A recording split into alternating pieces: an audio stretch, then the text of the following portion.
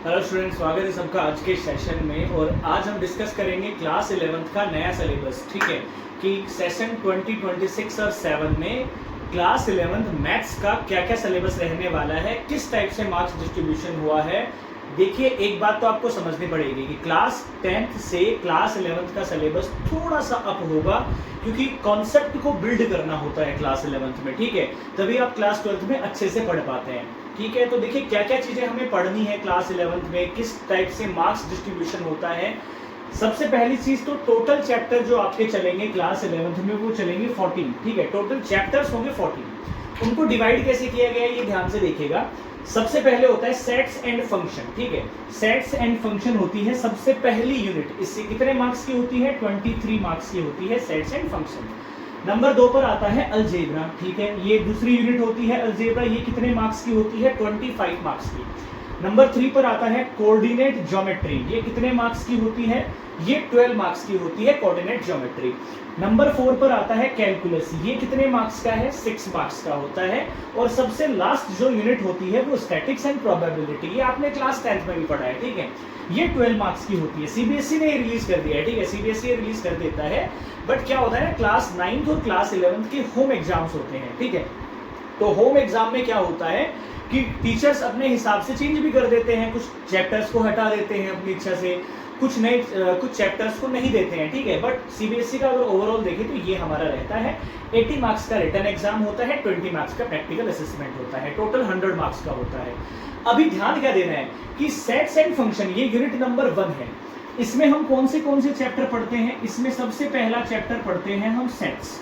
Sets and function जो हमारी unit है उसका पहला चैप्टर है sets, chapter number 1। Chapter number 2 आपके कौन सा चलेगा इसी यूनिट के अंदर? वो चलेगा रिलेशन एंड फंक्शन। ठीक है, दूसरा चैप्टर है रिलेशन एंड फंक्शन। ठीक है, नंबर 3। तीसरे नंबर पर आता है आपकी फेवरेट जो आपने 10th में पढ़ी होती है, ट्रिगोनोमेट्री। ठीक है, ट्रिग्नोमेट्री। अब यहाँ पर जो ट्रिग्नोमेट्री पढ़नी है आपको, 10th में आपने क्या पढ़ा? बेसिक आइडेंटिटी पढ़ा, साइन कोस टेन के बारे में जाना। यहाँ पर इनके ग्राफ की स्टडी हम करेंगे अच्छे से कि ट्रिग्नोमेट्री के कौन से ग्राफ होते हैं और फॉर्मूलाज को हम डिफाइन करेंगे यहाँ पे। ठीक है, इसके बाद में इसके अंदर ये 3 आते हैं। ठीक है, इसके बाद में हमारा आता है अलजेब्रा, सेकंड जो यूनिट होती है अलजेब्रा में चौथा चैप्टर। ठीक है, 4th चैप्टर अलजेब्रा के अंदर आता है। तो चैप्टर कौन सा है हमारा? चैप्टर हमारा है कॉम्प्लेक्स नंबर। ठीक है, कॉम्प्लेक्स नंबर अगला चैप्टर। ठीक है, ये अलजेब्रा के अंदर आता है चैप्टर नंबर 4। चैप्टर नंबर 5 है हमारा, वो आता है लीनियर इनइक्वालिटी। ठीक है, लीनियर इनइक्वालिटी। ठीक है, इनइक्वालिटी। अब बेसिकली लीनियर इनइक्वालिटी एक नई चीज आ गई है। इसमें हम क्या पढ़ते हैं? इसमें हम लीनियर इक्वेशंस के बारे में पढ़ते हैं। For example x + 2y। ठीक है, लीनियर इक्वेशन के बारे में पढ़ेंगे, लेकिन यहाँ पर इक्वल नहीं आएगा साइन, इनइक्वल आएगा। इनइक्वल मतलब ग्रेटर देन या लेस देन, इस टाइप के साइन के बारे में हम पूरा चैप्टर पे पढ़ेंगे। ठीक है, चैप्टर नंबर 5 ये है। चैप्टर नंबर 6, इसी के अंदर चैप्टर नंबर 6 कौन सा आता है? Permutation and combination. ठीक है, परमुटेशन एंड कॉम्बिनेशन, ये चैप्टर हमारे पास आता है चैप्टर नंबर 6। ठीक है, चैप्टर नंबर 7 हमारे पास में क्या आता है? Binomial expansion. ठीक है, बाइनोमियल एक्सपेंशन चैप्टर नंबर 7 हमारे पास होता है, जो भी अलजेब्रा में आता है। टोटल 25 मार्क्स की अलजेब्रा आपके पास होती है। इसके बाद में जो चैप्टर इसमें आता है अलजेब्रा में, सीक्वेंस एंड सीरीज आता है। जैसे आपने क्लास 10th में अर्थमेटिक प्रोग्रेशन पढ़ा है, वैसे ही क्लास 11th में सीक्वेंस एंड सीरीज में ज्योमेट्रिक प्रोग्रेशन आपके आने वाला है। ठीक है, इसके बाद में कोऑर्डिनेट ज्योमेट्री आता है हमारे यूनिट। इसके अंदर 3 चैप्टर्स आते हैं बेसिकली। एक आता है स्ट्रेट लाइंस, ये हमारे लिए नया होगा 11th में, हमें कॉन्सेप्ट अच्छे से सीखना होगा। उसके बाद में आता है कॉनिक सेक्शन।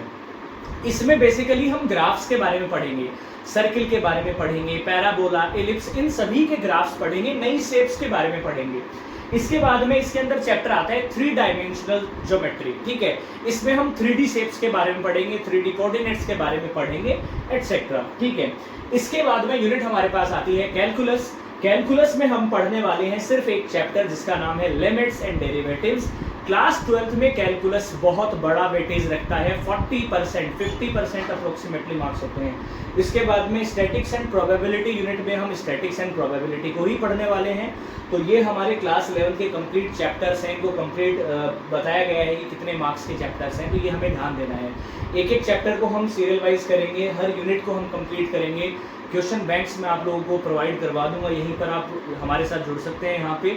और नोट्स किसी को अगर चाहिए तो कमेंट करके वो बता सकता है। ठीक है, रेगुलर क्लासेस का अपडेट आपको मिल जाएगा। जय हिंद, जय भारत।